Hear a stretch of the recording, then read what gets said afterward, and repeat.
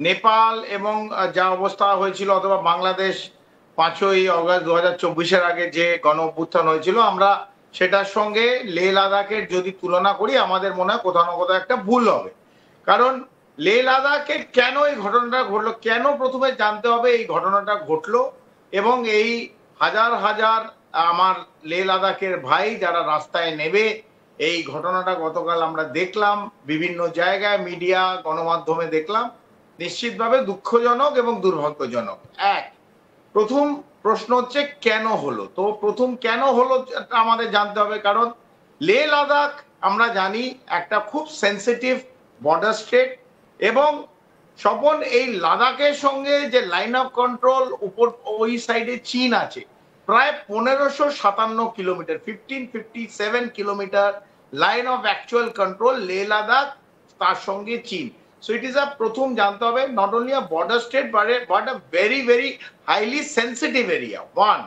এবং এই line of actual control কোথায় কোথা দিয়ে যাচ্ছে, line of actual control Leh Ladakh হয়ে মিডল সেক্টর, উত্তরাখণ্ড এবং হিমাচল প্রদেশ, সেখান থেকে এগিয়ে গিয়ে লাস্টে শেষ হচ্ছে অরুণাচল প্রদেশ। এই পুরোটাই আমাদের লাইন অফ অ্যাকচুয়াল কন্ট্রোল বলি, যে এইটা ভারতবর্ষ অথবা চীন এই একটা লাইনকে, ইমাজিনারি লাইনকে মানে অথবা না মানে, যেহেতু আমাদের এখানে কোনো সীমান্ত মার্ক নয়, তার মানে হচ্ছে there is a problem of a border, একটা সীমান্তর বর্ডারে প্রবলেম আছে। কোনটা আমাদের বর্ডার, সেটা না চায়না মানে, না ভারতবর্ষ মানে।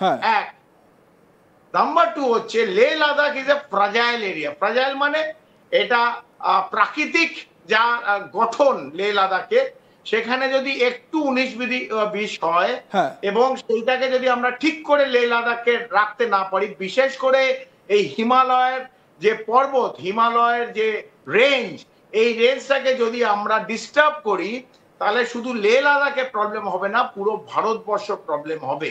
প্রবলেম নাম্বার টু বললাম। তিন, লে লাদাখে is a hill area and a tribe area. এই কথাগুলো দর্শক যারা দেখছে পরিষ্কার করে শুনবেন দয়া করে, কারণ it is a hilly area এবং it is a tribal area, it is a tribe area. তো as per the 6th schedule, আমাদের যে সংবিধানের 6th শিডিউল বলছে যে যেইখানে পার্বত্য হিলি এরিয়া এবং যেই হিলি এরিয়াতে ট্রাইব থাকে, কিছু রিজার্ভেশন ওই এরিয়াগুলোতে সংবিধান দেয়। কোন রাজনৈতিক দল দেয় না, কেন্দ্রে রাজনৈতিক দল আসবে যাবে, সমস্ত রাজনৈতিক দল গভর্ন বাই সংবিধান। সেই সংবিধান বলছে, যেটা নর্থ ইস্টে আছে, উত্তর পূর্বের রাজ্যে যেগুলো 6th শিডিউল মানা হচ্ছে, সেটা লে লাদাখের সাধারণ নাগরিক, সাধারণ মানুষের দাবি, লাদাখিদের দাবি, এই কনস্টিটিউশনের 6th শিডিউল এটাও লেতে লাগু করতে হবে। তাহলে কি হবে, যে প্রাকৃতিক আমরা তাহলে এটাকে বাঁচিয়ে রাখতে পারবো, যাতে কোনো প্রাকৃতিক দুর্যোগ না হয়, because of the sensitivity of that area Leh Ladakh one. এবং যে ট্রাইব আছে, সেই লে লাদাখি ট্রাইবটাকে, তাদের কিছু বিশেষত্ব আছে, সেই ট্রাইবটাকে বাঁচিয়ে রাখবার। তৃতীয় হচ্ছে, যেহেতু এটা border state, it is a highly sensitive area, এই 6th শিডিউলে অনেক পলিসি আছে, সেইগুলো যদি আমরা মানতে না পারি, তাহলে পুরো লে লাদাখ, আমি লাদাখ বলছি, এই পুরো রিজিয়নটা, এটা একটা ইউনিয়ন টেরিটরি দিয়েছে, কিন্তু লেজিসলেচার নেই। জম্মু কাশ্মীরে একজন মুখ্যমন্ত্রী, লেজিসলেটেড মুখ্যমন্ত্রী আছে, অ্যাসেম্বলি আছে, দিল্লি ইউনিয়ন টেরিটরি একটা অ্যাসেম্বলি আছে, লাদাখও বলছে আমার স্টেটহুড চাই।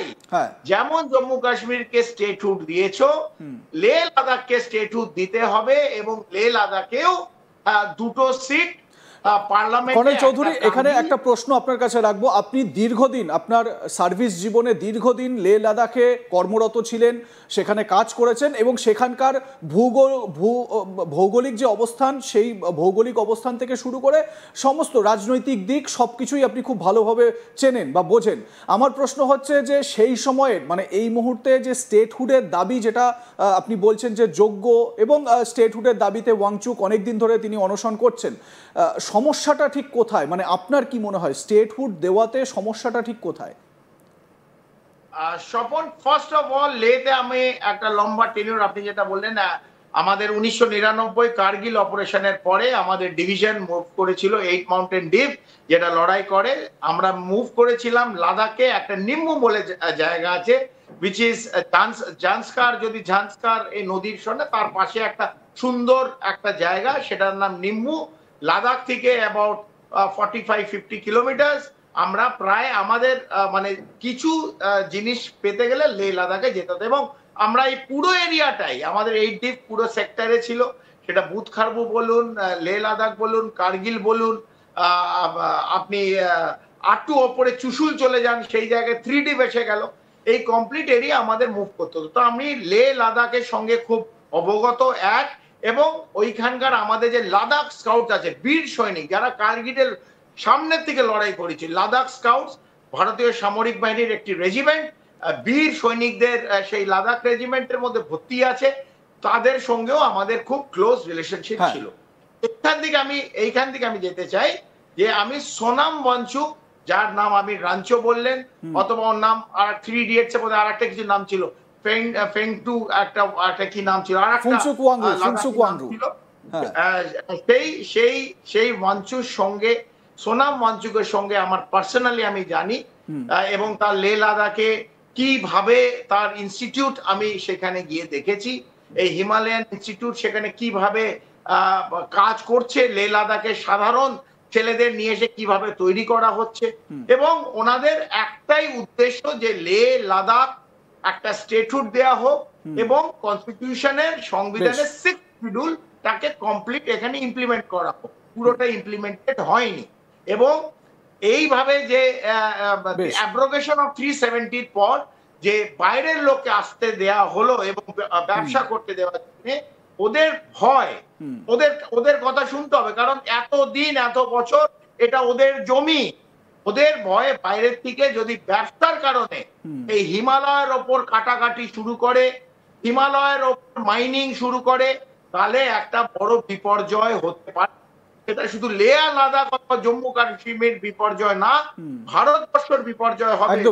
ভারতবর্ষ ধুয়ে মুছে যেতে পারে যদি হিমালয়ের যে হিমস্র, যে গ্লেশিয়ার যদি ভেঙে পড়ে, পুরো উত্তর ভারত ভেসে চলে যাবে।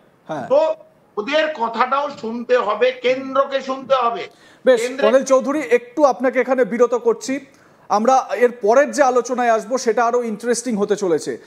সোনাম ওয়াংচুক বা লে লাদাখের মানুষ, তাদের যা দাবি দেওয়া, তাদের যা বক্তব্য, সেই বক্তব্যগুলো আমরা আরো বেশি করে শোনার চেষ্টা করব। কিন্তু এর নেপথ্যে বড় কোনো ষড়যন্ত্রের প্লট কি তৈরি হচ্ছে? কোথাও কি মোহাম্মদ ইউনূসের মতন যারা ভারত বিরোধী চক্রান্তকারী, তারা কি অ্যাক্টিভ হয়ে উঠছে?